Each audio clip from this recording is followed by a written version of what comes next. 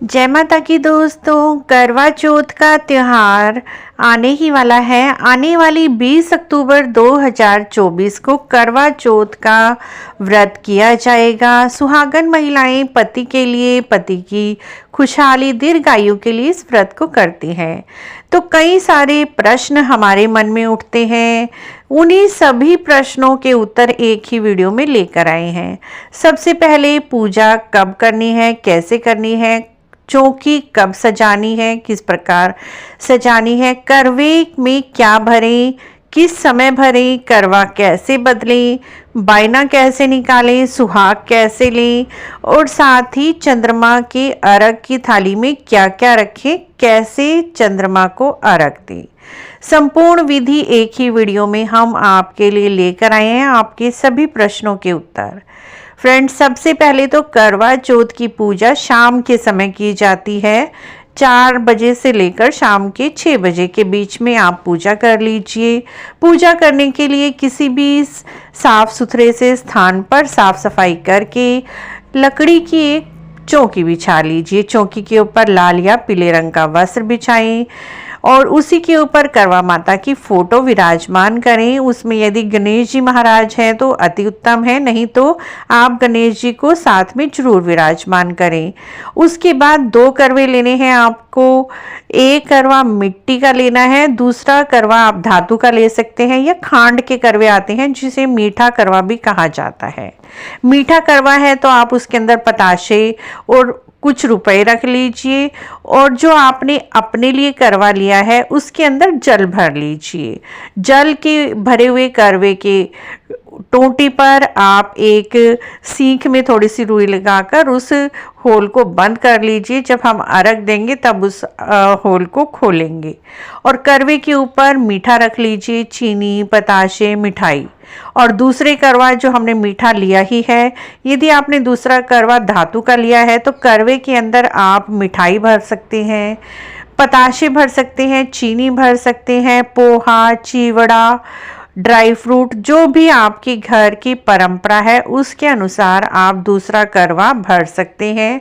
ध्यान रखें, दूसरे करवे में आपको मिठाई भरनी है और पहले करवे में आपको जल भरना है, जिससे हम चंद्रमा को अर्घ देंगे। दोनों के ऊपर पूर्ण पात्र रखना है, चाहे आप मिठाई रख लीजिए, चीनी रख लीजिए या फिर पताशे रख लीजिए। उसके बाद करवा माता के सामने देसी घी का दीपक लगाना है, करवा माता को तिलक करना है। करवा की फोटो में जितने भी विराजमान देवी देवता हैं सभी को तिलक करके अक्षत चढ़ाने हैं, मोली रूपी वस्त्र चढ़ाना है। उसके बाद फ्रेंड्स, यदि आप अकेले हैं तो इन दोनों करवों को ही आपको बदलना है। हाथों को क्रॉस कर लीजिए और करवा माता से प्रार्थना करते हुए 7 बार क्रॉस करते हुए करवों को बदलना है, जिसमें आपको कहना है करवा माता सुहाग दे, करवा माता सुहाग ले, करवा माता सुहाग दे, करवा माता सुहाग ले। या फिर आप ये भी बोल सकते हैं पार्वती माता सुहाग दे, पार्वती माता सुहाग ले।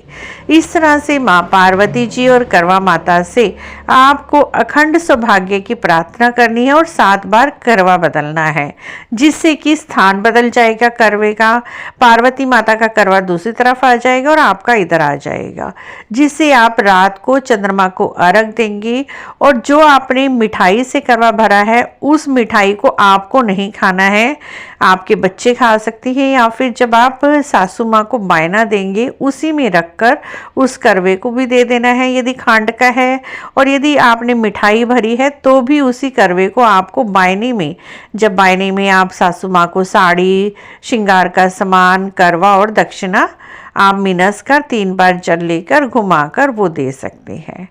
उसके बाद फ्रेंड्स, आपको करवा माता को भी 5 या 7 चीज़ें सुहाग की अर्पित करनी है। उसी में से जो आपने करवा माता को सुहाग का सामान चढ़ाया है, जो सिंदूर चढ़ाया है, उसी सिंदूर को आप करवा माता को 3 बार, 5 बार या 7 बार विषम संख्या में माता की मांग में भरेंगे और विषम संख्या में ही अपनी चुन्नी के पल्ले से 3 या 5 बार माँ से सुहाग लेकर आप अपनी मांग में लगाएंगे। इस तरह से करवा माता से अखंड सौभाग्य लिया जाता है, सुहाग लिया जाता है और अपने सुहाग की उन्नति, तरक्की, दीर्घायु की प्रार्थना की जाती है। इस तरह से मित्रों आप अकेले करवा फेर सकती हैं। करवों में सामान भी आप भरें और बायना भी निकालें और शाम को जब चंद्रमा जी उदय हो जाए उस समय आपको छलनी लेनी है। छलनी आपको नई लेनी है, टूटी फूटी छलनी नहीं लेनी, या जो आप हर वर्ष ले रहे हैं वो छलनी ले सकते हैं, लेकिन ध्यान रखिए छलनी आपकी टूटी हुई नहीं होनी चाहिए। यदि खंडित हो गई है तो आप नई छलनी पहले से ही मंगवा लीजिए।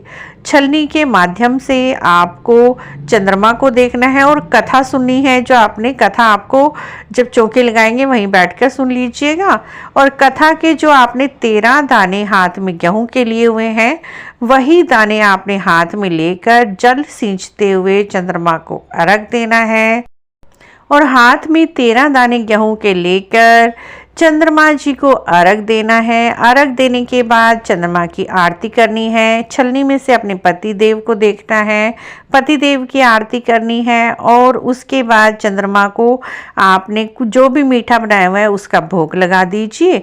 उसके बाद पति की आरती करने के बाद उन्हें तिलक लगाएं।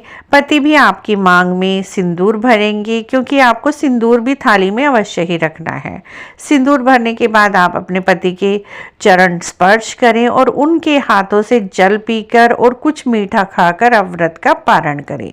इस विधि से आप व्रत करते हैं तो आपको करवा चौथ के व्रत का पूर्ण फल मिलता है। आशा है आपको यह छोटी सी जानकारी जिसमें हमने आपके सभी प्रश्नों के उत्तर देने की कोशिश की है अच्छी लगी होगी। अच्छी लगी है तो हमारे चैनल को जरूर सब्सक्राइब करें, लाइक करें, वीडियो को शेयर भी करें।